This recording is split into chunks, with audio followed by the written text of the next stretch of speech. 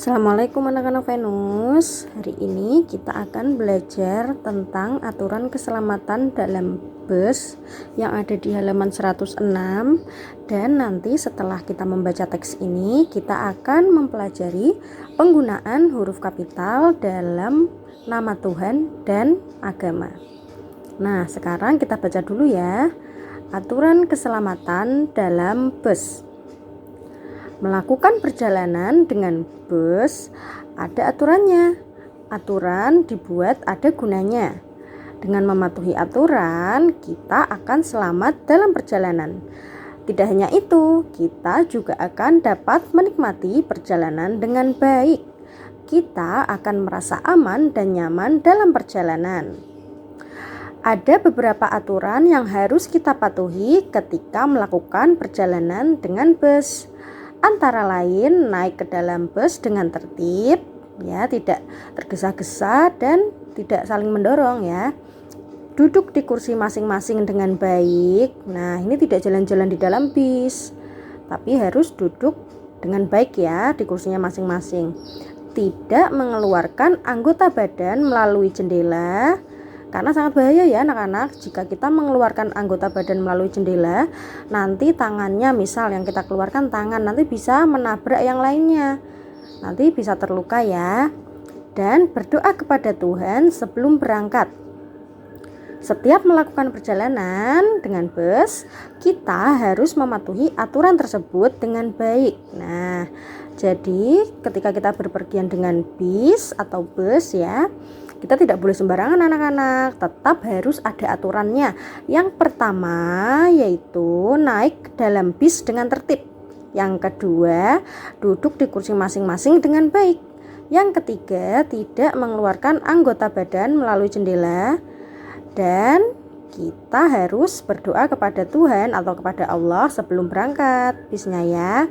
Nah, sekarang anak-anak kita akan belajar tentang penggunaan huruf kapital dalam nama Tuhan dan agama. Nah, dulu kita sudah mempelajari ya penggunaan huruf kapital dalam awal kalimat, nama orang dan nama bulan dan nama hari.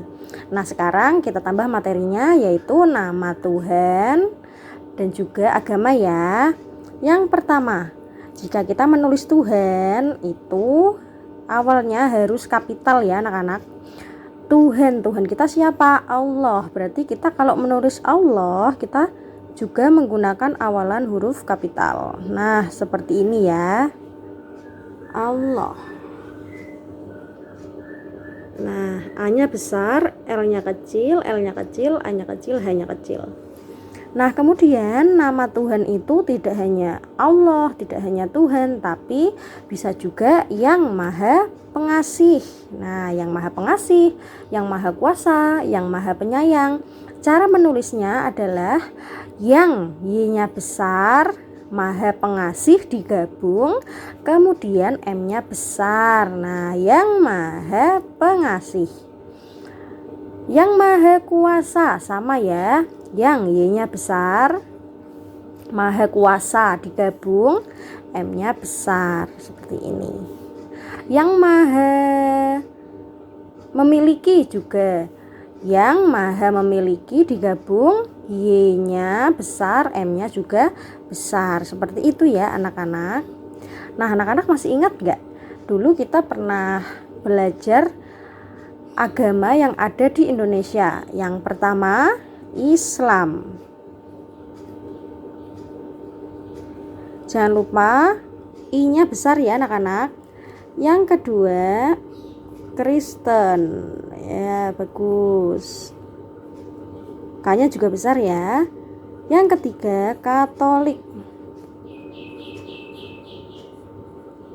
Yang keempat apalagi? Hindu. Bagus. Setelah itu ada agama Buddha. Hebat. Nah, yang terakhir jangan lupa ada agama Konghucu.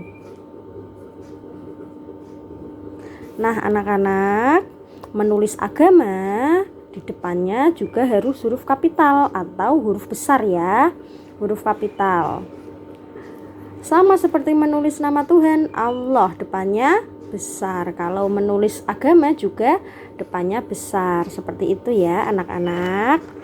Nah, anak-anak Venus, hari ini tugasnya adalah membuat 5 kalimat sederhana dengan mengikuti aturan penggunaan huruf kapital di halaman 107. Nah, anak-anak, di sini aturan dari Bu Afi adalah setiap kalimat harus mengandung nama Tuhan atau nama agama ya. Jadi, anak-anak nanti mengerjakan ada 5 kalimat sampai di halaman selanjutnya ya.